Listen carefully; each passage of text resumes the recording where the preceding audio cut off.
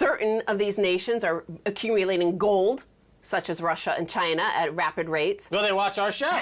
I mean, Russia's buying gold. They're the biggest gold buyer in the world. Of course, this show is played in those countries where the IQ is high enough to stimulate people to buy gold, like Russia. Now, one of the biggest banks in the world, a depository bank, is Bank of New York Mellon. And Michael Woolfolk was participating in this Bloomberg television debate with Kumar about the gold standard. And here is how Bank of New York Mellon's Michael Woolfolk responds. He says, if we went back to the gold standard, you would be looking at a global recession. We don't have enough gold, and it's not growing fast enough. Well, this shows, I mean, Bank of Mellon, of course, and State Street Bank are involved in massive pensions scam, forex rigging, and fraud. And here's a man who represents fraud, who is making a fraudulent statement. There's something called price discovery in free market capitalism. According to supply and demand, if there's a high demand, the price goes up. But he's saying that we manage the supply and demand. We do manage wash trades to manipulate the price of gold and silver. We don't believe in free market capitalism. We envy the state of the Soviet Union. These people, they would love to live in a centrally planned communist nation where the state is basically controlling every single aspect of their lives. That's what this Americans, in every single American is essentially planned Egypt, screaming to get out. Meanwhile, in Moscow, they're embracing the free market. They're embracing logic. They're buying gold because they're not jackasses like these American pinheads like Bill O'Reilly and Rush Limbaugh, who are self-hating unionists who don't even understand what supply and demand means. And that's why they're becoming extinct. Okay, forget about guns. We know that the guns will wipe out plenty of them, but they're just going extinct because they're stupid. So finally, of course, you can't have a shootout at the OK Currency Corral without some bourbon or whiskey. Maker's Mark waters down as bourbon to meet rising demand. Maker's Mark just got a little less stiff. The bourbon brand, known for its bottles sealed with red wax, told customers today that it's reducing the amount of alcohol in the beverage by 3% in order to meet rising global demand. This is stealth inflation again, like the horse meat scandal in the UK. So their prices are making their product is going up, but they can't pass the price rise to the customer. So they're watering down the product. And they're trying to justify it by saying that there's a high demand, so we're watering down the product. That's retarded. That's stupid. And people don't want to know why the economy is not growing, why they're suffering. It's because the people who are making these decisions are functional idiots. They've shown up to a gunfight with a knife. Oh, my God. Well, Stacey Herbert, thanks so much for being on the Keiser Report. Thank you, Max. Stay tuned for the second half. We'll be speaking to Jan Scoyles of the Real Asset Company.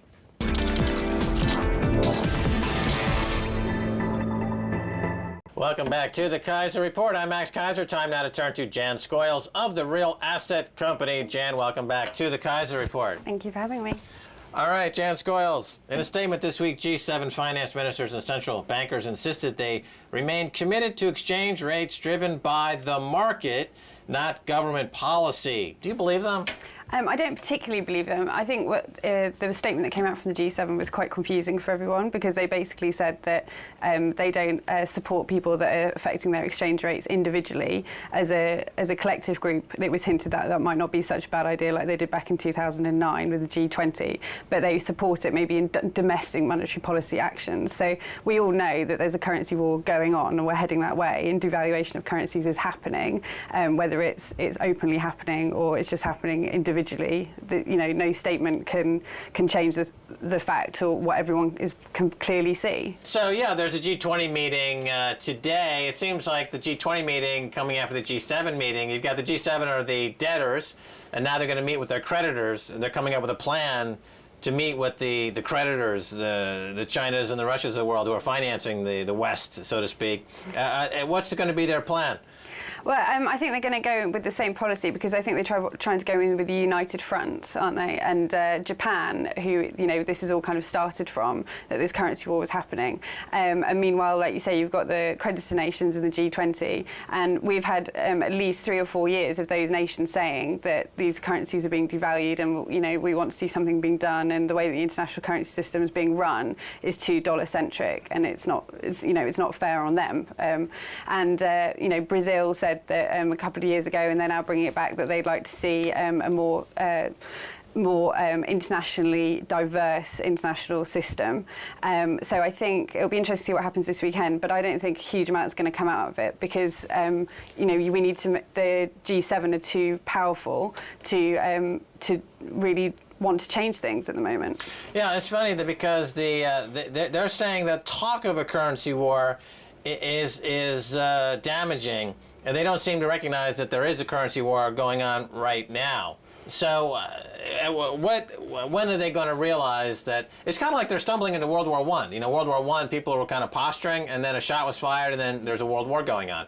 So it seems like we're just waiting for that one moment. What do you think will be the trigger for this overt currency war to become obvious and unimpeachable? Will it be, which is the country that's most fragile, I guess you could say? Maybe Japan? What do you think? Well, I think Japan's definitely the most interesting one, and it's particularly interesting because obviously the Americans aren't very happy what's going on. Japan's economic situation has changed quite dramatically in the past couple of years. They're now having to import energy, so they're trying to drive down their currencies. South Korea are now having to compete with them on exports, so the Japanese yen has been quite devalued against that. So I think Japan could be the turning point, but it's happening all over the world, and I don't particularly see a one trigger country, as it were. But I think there's a lot of room left for nations such as America, which has expanded their balance sheet hugely, the UK, which has done an even better job, 350%. I think there's still a long, long way for this to go before, like you say, we kind of head into the world war of currency wars. Yeah, I'm listening to David Cameron on Prime Minister's Question Time ask questions about currency war. He doesn't seem to recognize that there is a currency war. He just says, well, it's good that the pound is down. He doesn't recognize the fact that it hasn't helped exports at all, and that he believes that the ongoing policies, the fiscal policies and the monetary policies are well within the remit of those in government, and we're going to see their way through this recession. But nothing he's doing is working. But more troubling is this seeming complete financial illiteracy. How did they get to be, to Osborne, Mervyn King? Mervyn King seems to be sounding the warning shots that what's really going on, but he's leaving, and Mark Carney's coming in to seemingly to just do, as a former Goldman Sachs guy, to do the bidding of the people who are in this massive denial. What are your thoughts? I completely agree. There was quite an interesting article, I can't quite remember where I read it, maybe on Bloomberg, about how we're now seeing this new generation of central bankers. And not only are we seeing this new generation of central bankers, we're seeing this generation that aren't quite so bothered about being autonomous and independent in the way that they're going about things. So, because governments want to have more and more control of these central banks. The prime example is we go back to Japan. The new government want to have more control over the central bank, and they're now looking for a new governor.